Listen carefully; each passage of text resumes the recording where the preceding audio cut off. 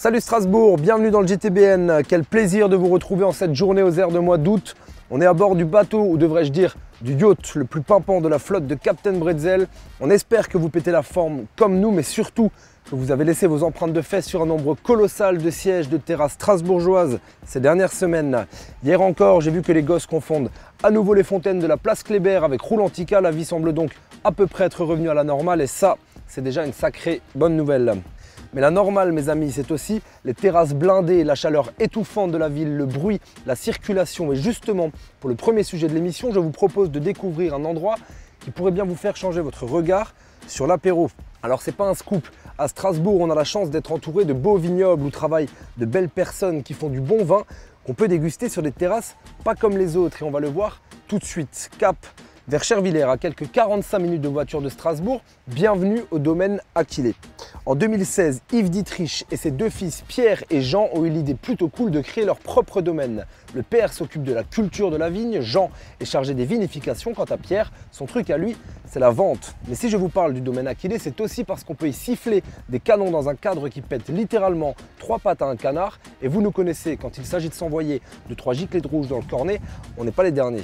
On est à Chervillers, donc Chervillers c'est en plein centre Alsace et là on est sur la terrasse qui donne du coup sur le piémont des Vosges, donc juste derrière moi il y a les collines sous-vosgiennes. Ce qu'on peut goûter ici c'est tous les vins qui sont issus de notre propre production, donc il y a vraiment tout le panel des vins possibles. En plus de ça on peut accompagner ces dégustations de produits locaux faits par des copains qui partagent la même philosophie que nous, donc que ce soit des laitages ou des viandes. Donc on fait des planchettes et puis un des autres avantages de venir goûter ici c'est qu'on a vraiment ce lien direct avec la production, avec la possibilité d'aller visiter la cave et notre équipe connaît l'ensemble du processus et elle est en mesure de vous expliquer pourquoi ce vin est comme ça et comment il a été fait.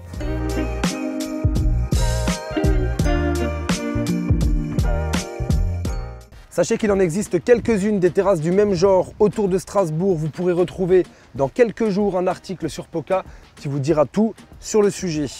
Parlons cinéma d'animation à présent. Si vous avez kiffé Wallace et Gromit quand vous étiez gamin, vous devriez aimer découvrir Nojo. Créé par deux amis strasbourgeois, Noémie et Joël en 2012, Nojo & Co est une boîte spécialisée dans la production, la formation et les techniques traditionnelles de cinéma d'animation. Ici, on travaille à l'ancienne, en stop motion, pâte à modeler ou papier à découper. Mais les nouvelles technologies, on va le voir tout de suite, ne sont jamais très loin.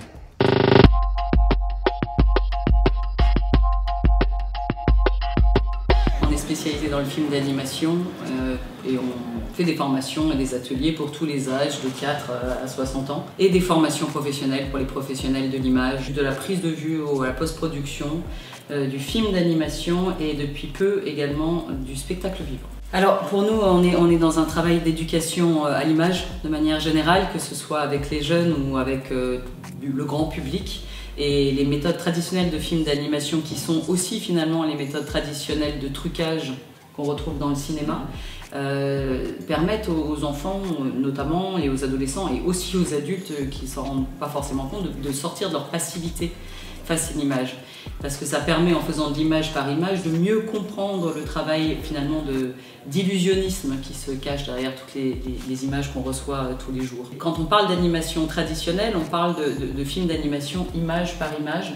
Mais du coup, on fait de l'animation du dessin animé, ce qu'on appelle du dessin animé qui est vraiment du dessin qui bouge, et de l'animation en volume, donc ce qu'on appelle le stop motion, avec des objets réels, avec des marionnettes, avec de la pâte à modeler. Et on croit beaucoup aussi au mix entre les anciennes techniques et les modernes, et il y a vraiment des ponts à faire, et utiliser vraiment le traditionnel permet aussi de mieux appréhender les choses qu'on peut voir sur le ciel récent aussi, et créer en fait un système de création qui est un peu plus proche de ce que les gens aiment aussi. Le retour du beau temps, c'est aussi le retour des grandes balades à vélo.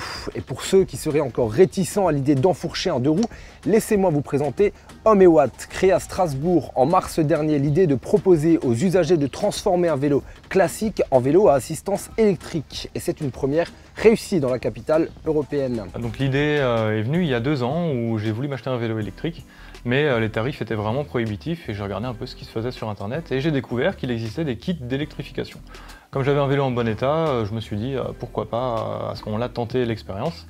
Et ça m'a tellement plu que voilà, en tant que passionné d'électronique et de mécanique, je me suis dit pourquoi pas proposer ça dans une boutique à des gens qui seraient intéressés pareil pour un vélo électrique mais qui ne sont pas prêts à débourser forcément 1700 à 2000 €, quoi. On a deux solutions, soit le moteur qu'on pose au niveau du pédalier ou au niveau de la roue arrière, avec un kit qui comporte en fait tous les éléments pour pouvoir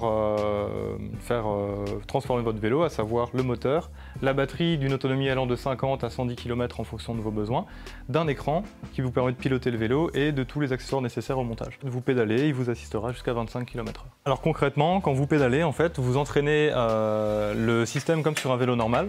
Vous avez un petit capteur qui va détecter le mouvement de la roue arrière, qui va aussi détecter le pédalage, et à ce moment-là, le moteur va se mettre en marche et va vous assister. En fait, c'est comme si vous étiez deux à pédaler sur le vélo. Strasbourg, on se retrouve d'ici 2 semaines pour un nouvel épisode du JTBN. Merci pour votre fidélité. On se quitte en chanson avec le nouveau hit de Johnny Yolo, Terrasse, je t'aime ta race. Salut Strasbourg. Été 2021, voici l'histoire de mon summer love. Je m'en souviens comme si c'était hier. On se fréquentait sans geste barrière. Mon cœur s'est changé en pierre quand tu m'as quitté. J'ai maté tout Netflix pour t'oublier. Mais le 9 juin 2021, tout a changé. Décret ministériel, on s'est retrouvés. Terrasse ma bébé, toi et moi jusqu'à 23 h. Terrasse ma bébé, table de 6 maximum.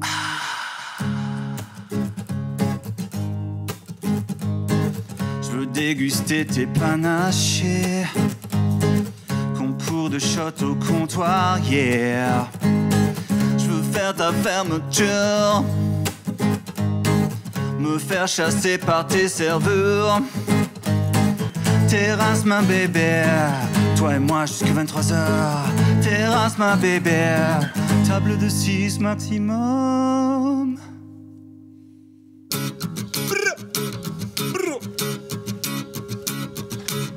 Et quand l'automne viendra, qu'est-ce qu'il adviendra de toi et moi? On sait pas, on sait pas. Et quand l'automne viendra, qu'est-ce qu'il adviendra de toi et moi? On sait pas, toutes les love stories ne sont pas éternelles. Wow.